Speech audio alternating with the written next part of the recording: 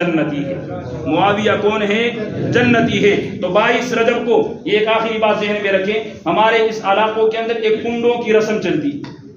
کنڈوں کی رسم جانتے ہیں آپ؟ کچھ لوگ جو حلوہ سلوہ پکا کے نا وہ آپ کو دے دیتے ہیں تو اس کو کھانا ہے، اس کو وہ کہتے ہیں جی 22 تاریخ کو امام جعفر صادق رحمت اللہ علیہ کی پیدائش سے. یہ بالکل جھوٹ ہے، من گھڑت بات ہے.